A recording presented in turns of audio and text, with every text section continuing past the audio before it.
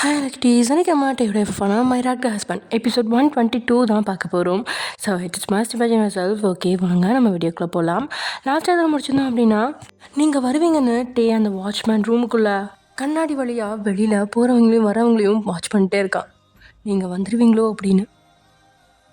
இப்படியே time skip ஆக லக்ஷ்மி பக்கத்தில் படுத்து தூங்கினதில் அலாரம் அடித்தது கூட தெரியாமல் தூங்கின அவசரத்தில் பயந்துக்கிட்டே எழுந்து ஓடி வந்த கண்ணம்மா வாசல் தெளித்து கோலம் போடுறதுக்காக ஒரு கையில் பக்கெட் இன்னொரு கையில் கோல டப்பாவோட கதவை திறந்து வெளியே வந்தா. அப்போ தான் கண்ணம்மாவை கடந்து வீட்டுக்குள்ள நுழையிறான். நேற்று போட்டிருந்தா அதே ட்ரெஸ்ஸில் தலைமுடி களைஞ்சு கண்ணெல்லாம் செவந்து தூங்காதவன் மாதிரி போகிற இமைக்காமல் பார்த்தவளுக்கு ஒன்றுமே புரியல. பாடி கார்ட்ஸ்கிட்ட விசாரிக்கா. சார் ராத்திரி முழுக்க தூங்கலை, வாட்ச்மேனோட ரூமுக்குள்ளே யாரையோ தேடிக்கிட்டு இருந்தார் அப்படின்றான். என்ன இது, ராத்திரி தூங்காமல் யாரை தேடிட்டு இருந்திருப்பாரு? வையனும் 3 ஹிட்லரும் ஹாஸ்பிட்டலில் இருக்காங்க, அப்புறம் யாரை தேடி இருப்பாரு அப்படின்ற யோசனையோட கோலத்தை போட தொடங்கினவன் ஓரளவுக்கு கோலத்தை போட்டு முடிக்கிற நேரத்தில் மயூரி கூட ஜாக்கிங்க்கு கிளம்பிட்டான்ட்டே. காலையில் பார்த்த சோர்வும் குழப்பமும் இப்போது அவன் முகத்தில் இல்லை. சகஜமாக மயூரிக்கிட்ட பேசினபடியே போயிட்டுருக்கிறவனை பார்த்த கண்ணம்மாவுக்கே அவன் என்ன மனநிலையில் இருக்கான் அப்படிங்கிறத புரிஞ்சுக்க முடியல. இப்படியே பார்த்துட்டு நிற்காம சீக்கிரமாக போய் சமைச்சு தொலை, சாப்பாடு சரியான நேரத்துக்கு கிடைக்கலனா காது நிறைய இங்கிலீஷ் வார்த்தை தான் கேட்கும் அப்படின்னு சரியான நேரத்தில் எச்சரிக்கையை கொடுத்தது அவளோட மழுங்கி போன மூளை. உடனே தனக்கு எதுக்கு வம்பு அப்படின்னு சமையல் அறைக்குள்ள புரிஞ்சுக்கிட்டாவ. 1 மணி நேரத்துக்குள்ளே ஜாக்கிங் முடிச்சுட்டு வீட்டுக்கு வந்துட்டான்ட்டே. கண்ணம்மா கொடுத்த காஃபியை கையில் வாங்கினவன் மயூரிக்கிட்டா. ஃப்ரெஷ்அப் ஆகிட்டு பிரேக்ஃபாஸ்ட் சாப்பிட்டுட்டு உன்னோட அப்பார்ட்மெண்ட்டுக்கு போய் தேவையான திங்ஸ்லாம் எடுத்துகிட்டு வந்துடு, 1 வாரம் இங்கே தான் தங்கணும், மறந்துடாத அப்படின்றான். அவளுக்கு இந்த வீட்டுக்குள்ளே வெட்டியாக அடைஞ்சு கிடந்தா தேவையில்லாத எண்ணங்கள் மூளையை சுற்றி வளம் வரும் அப்படிங்கிறதால தன்னை பிஸியாக வச்சுக்க நினச்சவ. Sir, no I am okay, so நான் வேலைக்கு வரட்டுமா அப்படின்னு கேட்குறா மயூரி. அவள் என்ன மனநிலையில் இருக்கா அப்படின்னு தெரிஞ்சிருந்தா நிச்சயம் கூப்பிட்டுருப்பான். அது தெரியாததால் அவள் உடல்நிலையை மனசில் நினச்ச. No Mayuri, you are my responsibility. 1 week doctor rest எடுக்க சொல்லியிருக்காரு, அதுபடி செய் அப்படின்னு உருமுறான்ட்டே. வழக்கம் போல் ஆமாசாமி போட்டுக்கிட்டு ரூமுக்குள்ளே போனவ சார்ஜரில் இருந்த மொபைலை எடுத்து பார்த்தா காமினியை பற்றின தகவலை அனுப்பி வச்சுருக்கான் டேயோட செக்யூரிட்டி டீமில் இருக்கிற ஒருத்தன். பயங்கர ஆர்வமாக திறந்து பார்த்தவளோட உதடு சுருங்கி போகுது ஏமாற்றத்தில். சென்னையை சேர்ந்த பொண்ணு தான் காமினிதாஸ். ஆஸ்திரேலியாவை சேர்ந்த தமிழ்நாடு வினோத் கூட ஃபேஸ்புக்கில் லவ் பண்ணி பேரண்ட்ஸ் எதிர்த்ததால் வீட்டை விட்டு ஓடி போய் கல்யாணம் பண்ணிக்கிட்டா. அவள் போன 6 மாதத்தில் எதிர்பாராத விபத்தில் அவளோட அம்மா அப்பா இறந்துறாங்க. நிரந்தரமாக ஆஸ்திரேலியாவில் இருந்தவளுக்கு 2 வயசில் பெண் குழந்தை இருக்குது. கணவனுக்கு பல பொண்ணுங்களோட தொடர்பு இருக்குது. அடித்து கொடுமைப்படுத்துகிறான், குழந்தைய கொல்ல பார்க்குறான் அப்படின்னு அவள் கொடுத்த புகாரோட பேரில் ராகவ் தான் வாதாடி டிவோர்ஸ் மட்டும் இல்லாமல் 3 கோடி ரூபாய் நஷ்ட ஈடும் வாங்கி கொடுத்துருக்கான். விவாகரத்து வாங்கி கொடுத்த ராகவியே ஆஸ்திரேலியாவில் அவள் 1 மாதம் டேட் செஞ்சுட்டு 3 நாளைக்கு முன்னாடி அவன் கூட சென்னைக்கு வந்திருக்கான். அடுத்த மாதம் தொடக்கத்தில் 2 பேர்த்துக்கும் கல்யாணம் அப்படிங்கிற தகவலை அனுப்பி வச்சிருக்கான். மயூரியோட குட்டி நெஞ்சு உடஞ்சி சித்தரனா இளவம் பஞ்சு மாதிரி இருக்கு. 2 பேரும் சுமூகமாக பேசினா பிரிஞ்சிருக்காங்க. இந்த நிலைமையில அவனை மறுபடியும் எதிர்பார்க்கக்கூடாது அப்படின்னு தெரிஞ்சாலும் மனசால ஏற்றுக்க பக்குவம் வரலையோ இன்னும் அப்படிங்கிற மாதிரி. அதை நம்பாமல் காமினியோட ஃபோன் நம்பரை எடுத்து ஃபோன் பண்ணி காதில் வைக்கிறா. 2-3 ரிங் அடிக்கிறதுக்குள்ளே அட்டென்ட் பண்ணவா. Hello, Kamini speaking, who are you அப்படின்னு கேட்குறா. பெரிய ரவுடி மாதிரி ஃபோன் செஞ்ச மயூரி என்ன கேட்குறதுக்கு இப்போ ஃபோன் பண்ணா அப்படின்றே தெரில. தேவையில்லாத விஷயத்தில் மூக்கு நினச்சிட்டோமோ அப்படின்னு உணர்ந்தாலும் ஃபோன் செஞ்சாச்சு, இனி பேசுவோம் அப்படின்னு நினச்சவ. அது நான் ராகவை பற்றி உங்ககிட்ட கேட்கலான்னு ஃபோன் பண்ணேன். உண்மையாகவே நீங்கள் 2 பேரும் கல்யாணம் பண்ணிக்க போகிறீங்களா அப்படின்னு கேட்குறா மயூரி. எதிர்பக்கத்தில் இருக்கிறவ சட்டுன்னு அமைதி ஆயிட்டான். யார் இது எடுத்த வாயோட ராகவை பற்றி விசாரிக்கிறது அப்படின்னு புரியாமலையே. ஹலோ, எக்ஸ்கியூஸ் மீ, நீங்கள் யார், எதுக்கு என்னோடய பர்சனல் லைஃப்பை பற்றி கேட்குறீங்க அப்படின்னு குழப்பத்தோட காமினி கேட்க. அது நான் சும்மா தான் கேட்டேன். ஆக்சுவலி ராகவும் நீங்களும் எத்தனை வருஷமாக லவ் பண்ணுறீங்க அப்படின்னு மயூரி கேட்டதில் எதிர்பக்கத்தில் இருக்கிறவனுக்கு கட்டுப்பாயிடுச்சு. யார் என்ன அப்படின்னு தகவலை சொல்லாமல் ராகவை பற்றி மட்டுமே தினசா விசாரிக்கிறாளே அப்படின்னு மொபைலில் பார்க்குறா காமினி. இங்கே பாருங்கள், நாங்கள் 1 மாதமாக டேட் பண்ணோம், அடுத்த மாதம் கல்யாணம் பண்ணிக்கலான்னு இருக்கோம். இதுக்கு மேலே எந்த டீட்டெயிலையும் சொல்ல முடியாது. உங்களுக்கு ஏதாவது கேட்கணுன்னா அடுத்த மாதம் என் கல்யாணத்துக்கு நேரடியாக வந்து உங்கள் சந்தேகத்தை தீர்த்துக்கோங்க அப்படின்னு சொல்லிட்டு காலை கட் பண்ணிட்டா காமினி. கண்கள் கலங்கி போன மயூரி சரிஞ்சு கட்டிலில் விழுகிறா. 2 பேரும் எந்த இடத்துல காதலை உடைச்சு அவங்கவுங்க வாழ்க்கையை பார்க்கலாம் அப்படின்னு பிரிஞ்சு போனாங்களோ அதே இடத்துல தான் மயூரி நிற்கிறா. அவளால் அந்த காதலை கடந்து போகவே முடியல.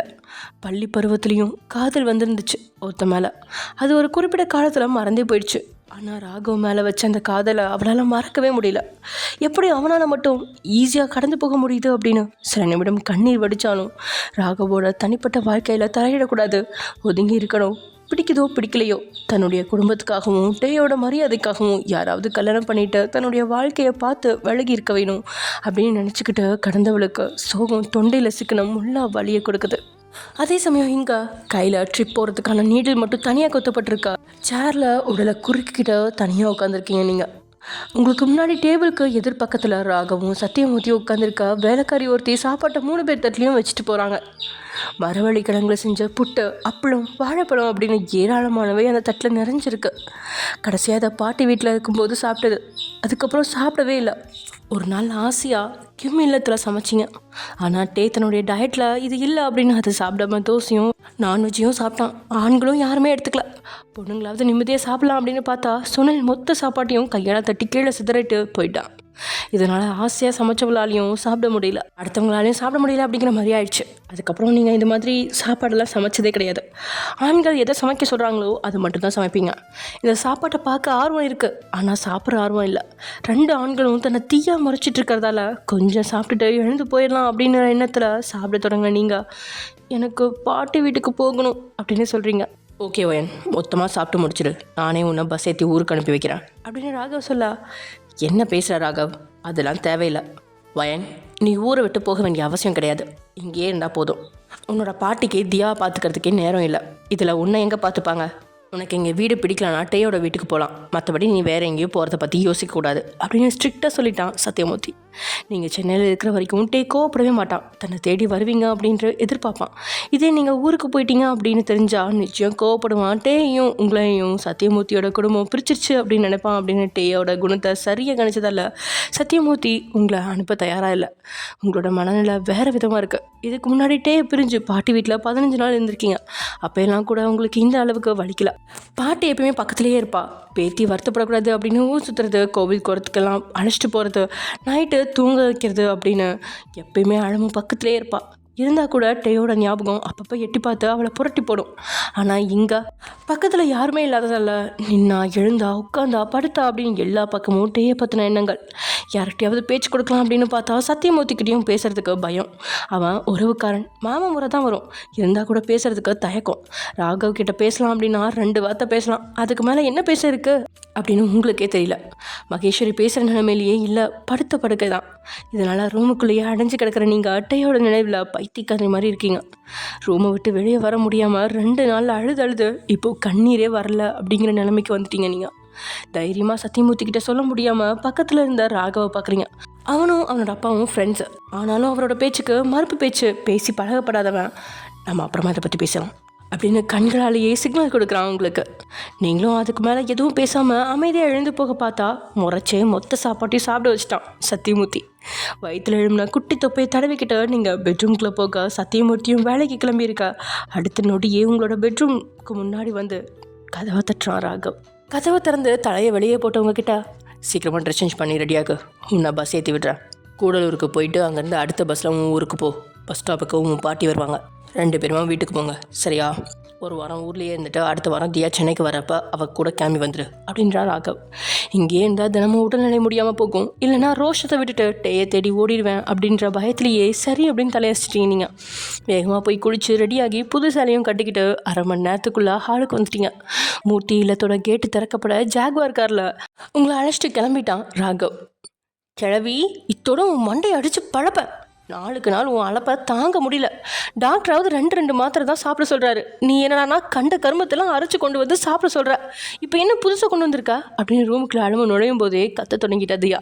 அடியே சொரண கெட்டவளே, புலம்பாத, இது ஆட்டுக்கால் சூப்பு, ஆனால் இது உனக்கு கிடையாது, ஏன் எம்ஜிஆர் இருக்குது அப்படின்னு சொல்லிட்டு சோஃபாவில் படுத்து கிடந்து பப்ஜி விளையாடிட்டு இருந்தா ஜிமினோட கையில் கொடுக்குற ஆழமும். ப்ரெஷர் குக்கரில் வர்ற புகை மாதிரி தியாவோட 2 காதிலிருந்தும் புகை கிளம்புது.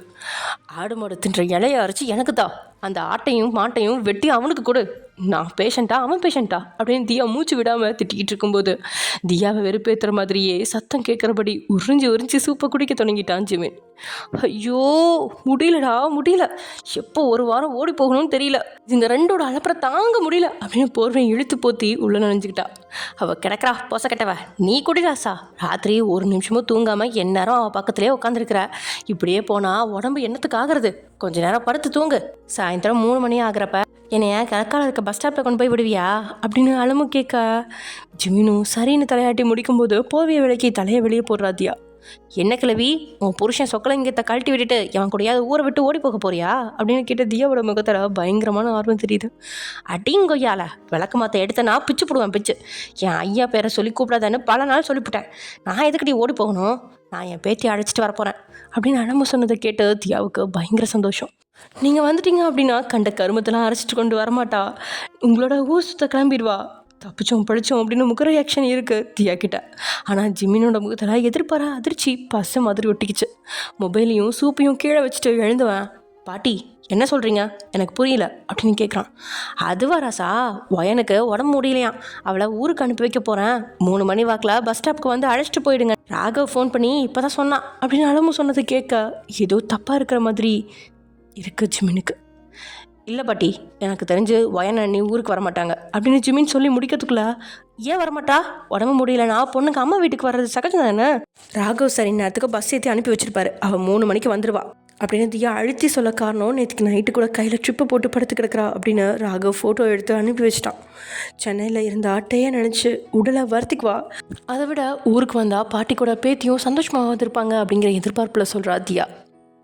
சூப்பை குடிச்சிட்டு கப்பை அலமுக்கிட்ட கொடுத்து வெளியே அனுப்பி வச்சுட்டு தியாவோட பக்கத்தில் பெட்டில் உட்காந்தவன் திறந்து கிடந்த அவளோட சட்டை பட்டனை கைவிரல் அவன் மேலே படாத அளவுக்கு பாதுகாப்பாக போட்டுறான். ஐ எம் 100% ஷுர் தியா, அண்ணாவோட பெர்மிஷன் இல்லாமல் யாராலையும் அவர் கோட்டையிலேருந்து வெளியே வர முடியாது அப்படின்னு அழுத்தமாக சொல்கிறான் ஜிமின். உடனே ஃபோன் செஞ்சு லவுட் ஸ்பீக்கரில் போட்ட தியா, ராகவ் சார் என்னாச்சு அப்படின்னு கேட்க, ஒயனை பஸ்ஸில் ஏற்றி விட்டேன், இன்னும் 15 நிமிஷத்தில் பஸ் கிளம்பிடும், நான் ஒரு முக்கியமான கேஸுக்காக பக்கத்தில் இன்வெஸ்டிகேஷனுக்கு போயிட்டுருக்கேன் அப்படின்றான் ராகவ். ஓகே சார் அப்படின்னு சொல்லிட்டு காலை கட் பண்ணவ ஜிமினை நக்கலை பார்த்து, இங்கே பாரு ஜிமின், உன் அண்ணன் அவ்வளோ பெரிய பிடிங்கலாம் கிடையாது, அவனோட ஆட்டம் எல்லாம் அந்த வீட்டுக்கு உள்ளே தான் செல்லுபடியாகும், வீட்டுக்கு வெளியே அவன் ஆட்டத்தை காட்டினா அவனோட வாள் ஒட்ட நறுங்கிடும் சரியா அப்படின்னு சொல்ல பொறுமையாக தியாவோட இமைகளை பார்த்தபடி அவள் பக்கம் தலையை சரிக்கிறான் ஜிமின். அவன் திடீர்னு நெருங்கி வரவும் அவனை தடுக்கணும் அப்படிங்கிறத மறந்து மிரண்டு போய் தியா பார்க்க, என்னவ தடுக்காமல் அப்படியே பார்க்குறா அப்படின்னு ஜிமின் குழம்பி போய் அவள் காதோட பக்கத்தில் ஊதிட்டு கொண்டு வந்தவன். வீட்டுக்கு உள்ளேயோ வெளியோ தன்னோட ஜோடிக்காக எந்த எல்லைக்கு வேணால் போகும் காட்டோட ராஜா அப்படின்னு சொல்லிட்டு இழந்து போயிடுறான். இவன் என்ன பைத்தியக்காரத்தனமாக சொல்கிறான் அப்படின்னு யோசிச்சாலும் அவன் நெருக்கத்தில் இதையும் படப்படன்னு துடிக்கிறது தனியாக கேட்டுட்ருக்கு தியாவுக்கு. இங்கே அலமுக்காக கொஞ்சம் தின்பண்டங்களையும் உங்களுக்கு மதிய சாப்பாட்டையும் வாங்கி கொடுத்த ராகவ் உங்களை பஸ்ஸில் ஜன்னல் ஓர சீட்டில் உட்கார வச்சுட்டு செலவுக்கு 1000 ரூபாயும் பஸ் டிக்கெட்டையும் எடுத்து கொடுத்துட்டு போயிருந்தான். பையன் இறுக்கமாக பிடிச்சிக்கிட்டு நீங்கள் உட்காந்துருக்க பஸ்ஸில் ஆட்கள் நிரம்பினதும் பஸ் அங்கேருந்து கிளம்பிடுச்சு. கோமாவில் இருக்க மகேஸ்வரியை ஒரு முறையாவது சந்திக்கணும், சத்யமூர்த்தி ராகவ் கிட்ட அவன் ஒரு முறையாவது பேசணும், இதை தாண்டி தாங்கிட்ட நேரடியாக வந்து மன்னிப்பு கேட்காம இனி இந்த சென்னையில் காலடி எடுத்து வைக்கக்கூடாது அப்படிங்கிற ரோஷத்தில் நீங்கள் உட்காந்துருக்க திடீர்னு பஸ் நின்றுச்சு. டிரைவர் பஸ்ஸில் இருந்த இன்னொருத்தங்கிட்ட ஏதோ சொல்ல அவனும் பேசஞ்சர்கிட்ட, பஸ் ரிப்பேர் ஆகிடுச்சு, எல்லோரும் டிக்கெட்டாக தந்து பணத்தை வாங்கிட்டு கீழே இறங்குங்க அப்படின்னு சொல்கிறான். என்ன இது திடீர்னு ரிப்பேர்னு சொல்கிறீங்க, சரி பிரச்சனை இல்லை, கூடலூருக்கு போகிற கவர்மெண்ட் பஸ் 2 இருக்குது, அதில் போயிடலாம் அப்படின்னு சொல்லிட்டு ஆட்கள் கீழே இறங்குனதும் நீங்களும் அவங்க கூட பணத்தை வாங்கிட்டு கீழே இறங்கி பஸ் ஸ்டாப்பில் வந்து நிற்கிறீங்க. கிட்டத்தட்ட 3/4 மணி நேரத்துக்கு மேலே கடந்துருச்சு. ஆனால் கூடலூருக்கு போக வேண்டிய 2 பஸ்ஸும் வந்து சேரவே இல்லை. காத்திருந்து கால் வலிச்சு போய் கடைசியில் ஒரு கூட்டம் ஆண்கள் பஸ் ஸ்டாப்பில் இருக்கிற ஆஃபீஸ்க்கு விசாரிக்க போயிட்டாங்க. 5 நிமிஷம் தாண்டி திரும்பி வந்தவங்க கூடலூருக்கு போகிற ஹைவே ரோட்டில் பெரிய ஆக்சிடெண்ட்டாம், இன்றைக்கி பஸ்ஸு அந்த பக்கம் போகாதான், சுற்றி வேறு வழியாக 3-4 பஸ்ஸு ஏறி போகிறதா இருந்தால் போகலாமா, எதுக்கு ரிஸ்க்கு, நாளைக்கு எல்லோரும் வாங்க அப்படின்னு சொல்லிட்டு கூட்டத்தில்ங்க எல்லாமே கழிஞ்சு போக தொடங்கிட்டாங்க. உங்களுக்கு அந்த நொடி பக்குன்னு இருக்குது, எல்லோரும் 4 வார்த்தை திட்டிட்டு வீட்டுக்காவது கிளம்பிட்டாங்க. ஆனால் உங்களுக்கு எந்த பக்கம் போகிறது அப்படின்னு தெரியல. வெளியே அவ்வளவா போய் பழக்கப்படாத உங்களுக்கு இப்போ எந்த பஸ் ஸ்டாண்டில் நிற்கிறேன் அப்படின்னு கூட தெரியாது. ஒரு பக்கம் ராகவோட வீட்டு அட்ரஸும் தெரியாது, ஃபோன் நம்பரும் தெரியாது. இனி உங்களுக்கு தெரிஞ்சதெல்லாம் அட்டையோட வீட்டு அட்ரஸ் மட்டும்தான்.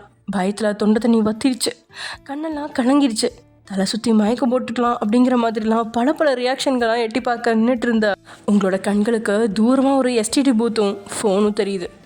யாருடைய ஃபோன் நம்பரும் தெரியல அப்படின்னாலும் தியாவோட ஃபோன் நம்பர் நல்லாவே தெரியும் அப்படிங்கிறதால அந்த நம்பருக்கு ஃபோன் பண்ணுறதுக்காக நிறைய கட்டின நீங்கள் சிக்னலில் பச்சை விளக்கு எரிஞ்சிட்ருக்கு அப்படிங்கிறத கவனிக்காமல் ரோட்டில் வண்டிலாம் இல்லை அப்படிங்கிறத நினச்சிட்டு நீங்கள் பாட்டுக்கு அந்த ரோடை க்ராஸ் பண்ண நினைக்க உங்களை மோதுற மாதிரி மின்னல் வேகத்தில் கடந்து போகுது ஒரு கார். ஒரு நொடி யமனே வந்து உங்களை உரசிட்டு போன மாதிரி பதறி போயிட்டீங்க நீங்கள்.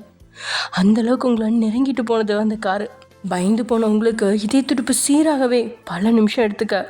சிகப்பு விளக்கு போட்டதுக்கப்புறம் ரோடை கடக்க பயமாயிடுச்சு. அங்கேயே ரொம்ப நேரம் நின்றுட்டு இருந்தவங்களுக்கு முன்னாடி வந்து நிற்குது ஒரு ஜாகுவார் கார். காரோட கதவை திறந்த உள்ளே ஏறுவயன் அப்படின்றான் ராகவ். அவனை பார்த்ததும் உயிரே வந்த மாதிரி உள்ளே ஏறி உட்காந்து நீங்கள் நடந்த விஷயத்த சொல்லி முடிக்கிறீங்க. வாட், பெரிய ஆக்சிடெண்ட்டா? என்கிட்ட யாரும் அதை பற்றி சொல்லையே அப்படின்னு சொன்னவன் மொபைல் எடுத்து 1-2 பேருக்கு ஃபோன் பண்ணி விசாரிக்கிறான். அப்படி ஒரு ஆக்சிடெண்ட் நடக்கவே இல்லையே அப்படின்னு தான் போலீஸ்காரங்களும் சொல்கிறாங்க. யாரோ தப்பான பொருளை பரப்பியிருக்காங்க, அதை நம்பி திரும்பி போயிருக்கீங்க அப்படின்னு புரிஞ்சு உங்களை பஸ்ஸில் ஏற்றி விட தான் நினச்சான். ஆனால் நீங்கள் பயந்து நடுங்கிக்கிட்டு இருக்கிறதால கை கடிகாரத்தில் நேரத்தை பார்க்குறான். ஏகப்பட்ட வேலை தலைக்கு மேலே இருக்குது. ஆனாலும் உங்களை தனியாக விட மனசு வராமல், ஓகே சீட் பெல்ட்டை போடு, நானே ஊரில் கொண்டு போய் விடுறேன் அப்படின்னு சொல்லிட்டான்.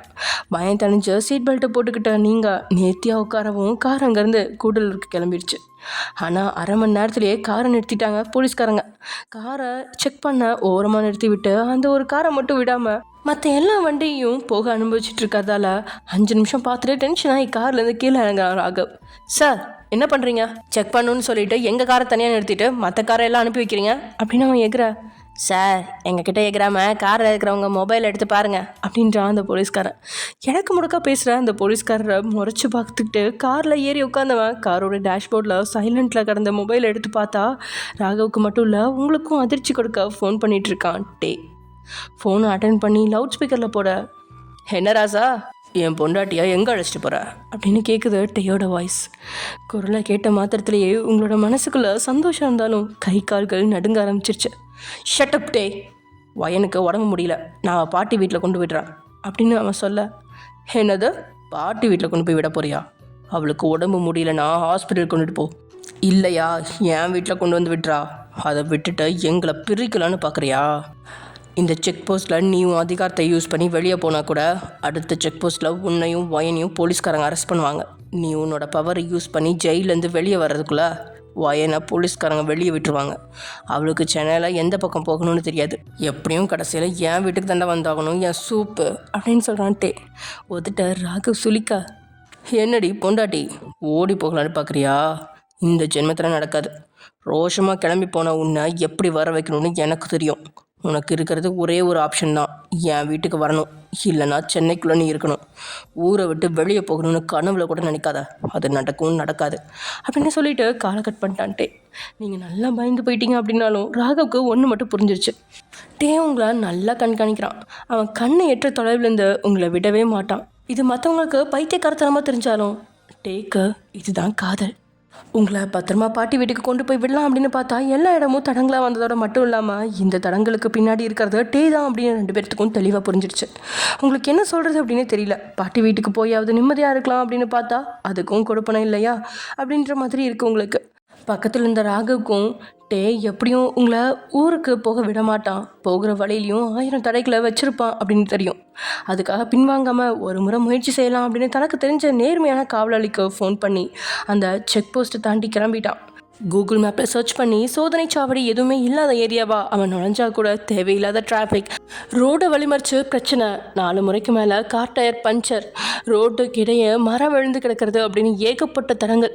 மதிய வேலையில் கிளம்புனது இப்போ சாயங்காலம் 5 மணிக்கு மேலே ஆயிடுச்சு. இன்னும் சென்னை புறநகரை விட்டு வெளியே போனது மாதிரியே இல்லை. ஒரு நொடி காரை ஓரமாக நிறுத்திட்டு உங்களுக்கு ஒரு இளநீர் வாங்கி கொடுத்தவன் பொறுமையாக யோசிக்கிறான். யாரும் காரை ஃபாலோ பண்ணுற மாதிரியும் இல்லை.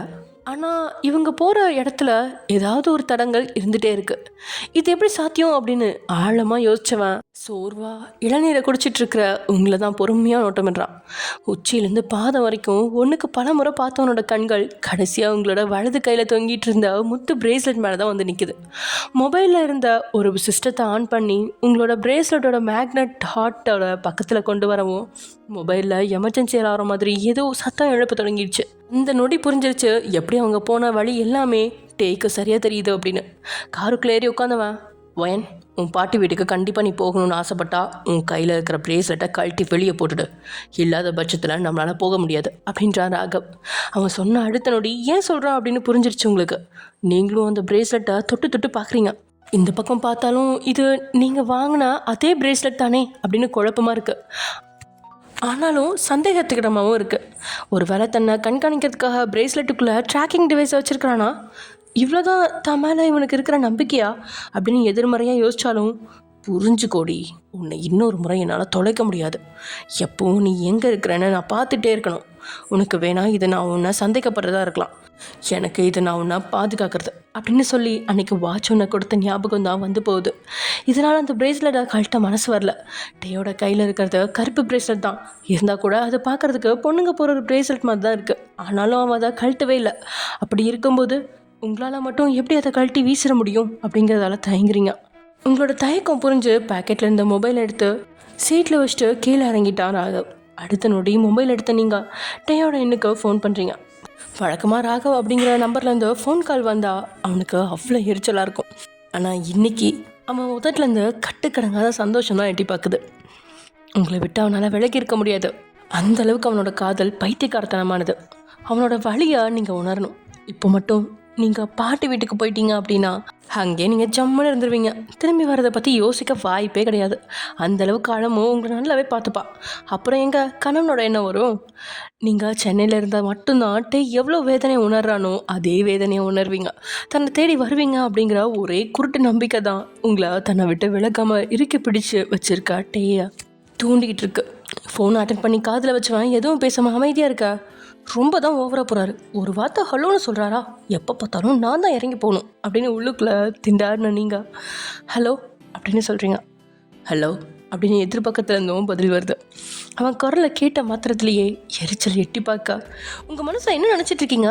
என்னை நிம்மதியாக இருக்க கூட விட மாட்டிங்களா? எங்கே வேணா போ, வீட்டுக்கு மட்டும் திரும்பி வந்துடாதுன்னு வாய்க்கிலேயே பேச தெரிஞ்சதில்ல. இப்போ எதுக்கு என்னை பாட்டி வீட்டுக்கு போக விட மாட்டேங்கிறீங்க?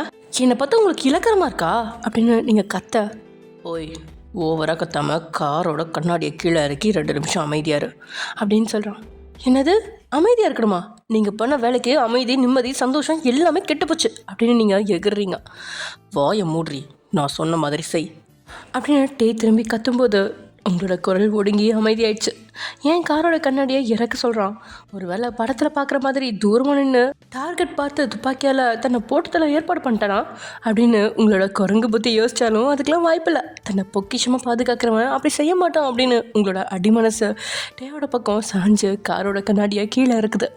சென்னைக்கு வெளிப்புறத்தில் இருக்கிற அந்த ஏரியாவில் வீடுகள் எதுவுமே இல்லாமல் வெட்ட வழியாக இருக்கா.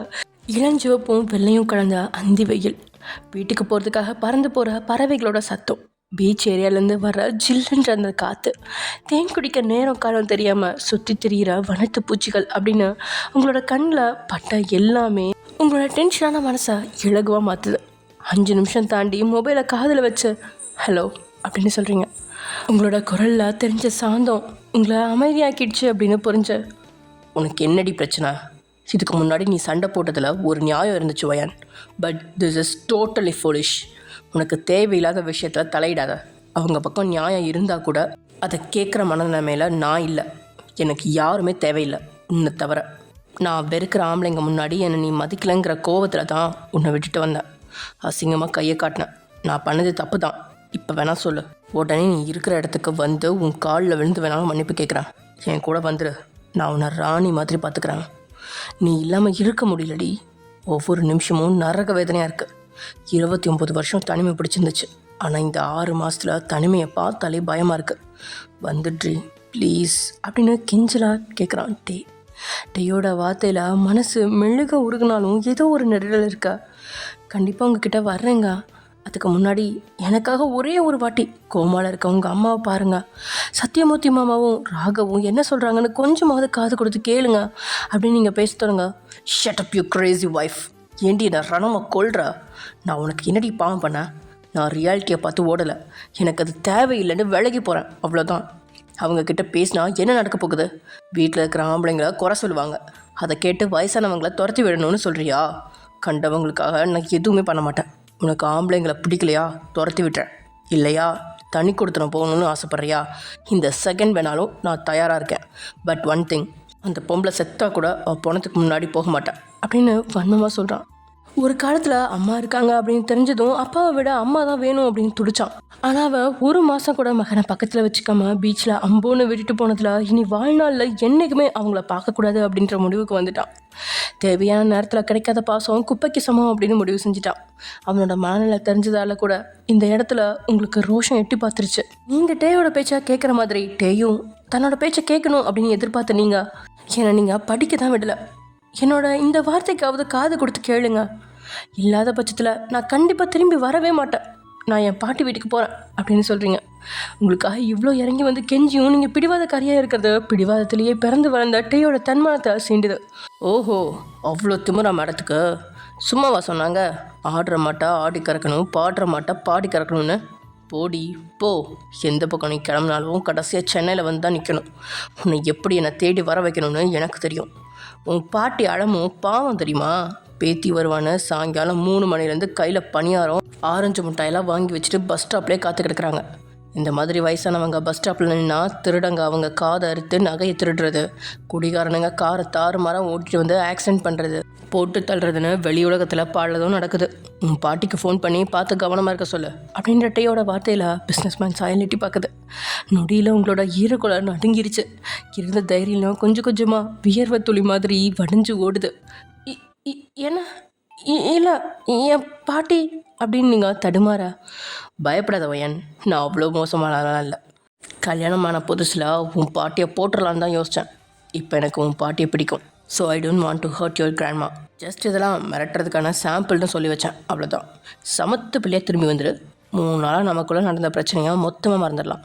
பழையபடி சந்தோஷமாக இருக்கலாம், சரியா? லவ் யூ பொண்டாட்டி, ஈகர்லி வெயிட்டிங் ஃபார் யூ ஜர் அப்படின்னு சொல்லிவிட்டு காலை கட் பண்ணிட்டான்ட்டே. மொபைலை ஓரமாக வச்சுட்டு 2 கைகளையும் முகத்தை மூடிக்கிட்டு தலையை காரோட டேஷ்போர்டில் சாய்ச்ச நீங்கள் எப்படியும் சென்னையை விட்டு வெளியே போக விட மாட்டான். மீறி போனால் உங்களை தடுக்க எந்த எல்லைக்கு வேணாலும் போயிடுவான். அமைதியாக இருக்கிறவனா டென்ஷன் ஏற்றி விடவும் விரும்பலை. அதுக்காக திரும்பி போகவும் மனசில்லை. ஏன் தன்னுடைய ரோஷம் வேலை செய்யாமல் போகுது? ஒரே ஒரு முறை பாட்டி வீட்டில் பிடிவாதமாக இருந்துட்டீங்க.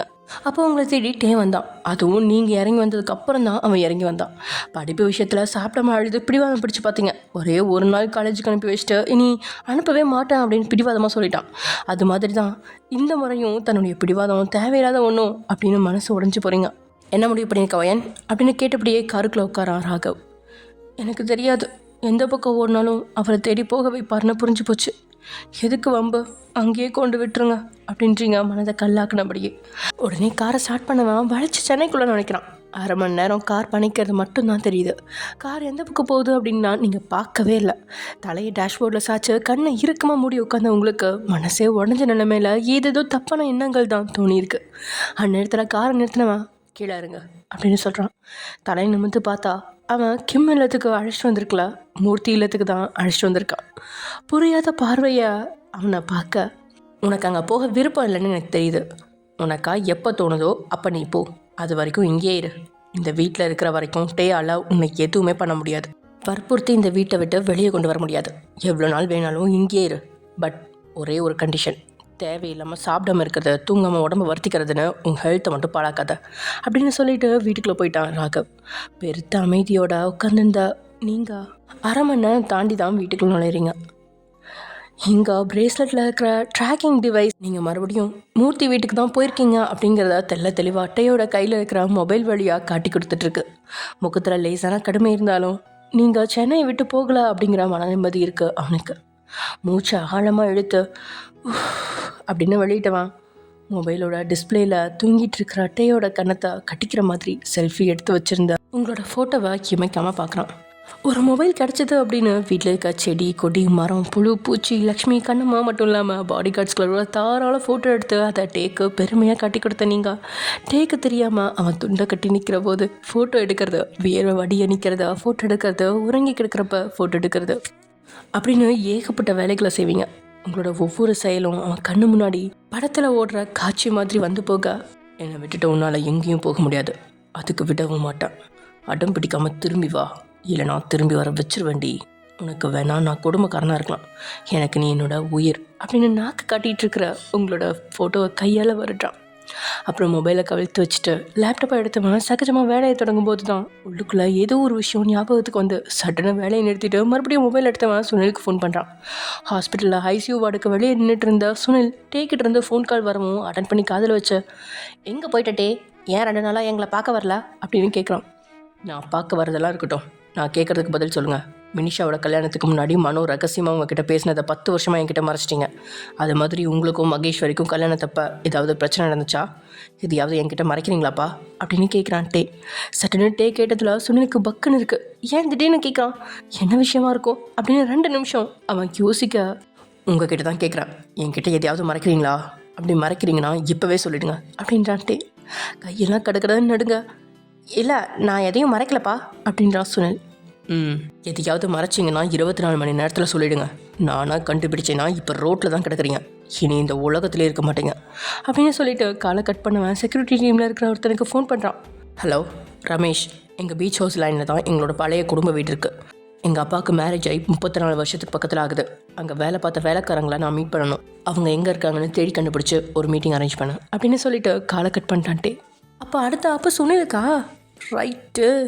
ஆனால் சுனில் மேலே தப்பு இருக்கிற மாதிரியே அவன் காட்டிக்கலையே. மகேஸ்வரி தான் வீட்டை விட்டு வெளியில் போனோன்னு அவன் மேலே தான் இன்னும் குத்த சொல்லிட்டு இருக்கான். அப்போ சுனில் மேலே எந்த தப்பு இல்லையோ, மகேஸ்வரி மேலே தான் தப்போ? ஐயோ டேய், சீக்கிரம் முடிங்கடா கதையை அப்படின்ட்டு உங்கள் மைண்ட் வாய்ஸாக என் காதுக்கு கேட்குது. இருந்தாலும் என்ன பண்ண, டக்குன்னு முடிச்சா உங்களுக்கும் மனசு திருப்தியாக இருக்க மாட்டேங்குதுன்னு சொல்லி ஸ்பெஷல் பார்ட் போடுங்க, செகண்ட் பார்ட் போடுங்கன்னு கேட்குறீங்க. அதுக்கு தான் மொத்தமாக இப்போயும் முடிச்சிடுறேன். பட் கொஞ்சம் வெயிட் பண்ணுங்கள். ஓகே ஃப்ரெண்ட்ஸ், இது ஒரு எபிசோட் முடிச்சுக்கலாம். நெக்ஸ்ட் எபிசோட் என்ன போகுது அப்படிங்கிறத நெக்ஸ்ட் எபிசோட பார்க்கலாம். Okay bye.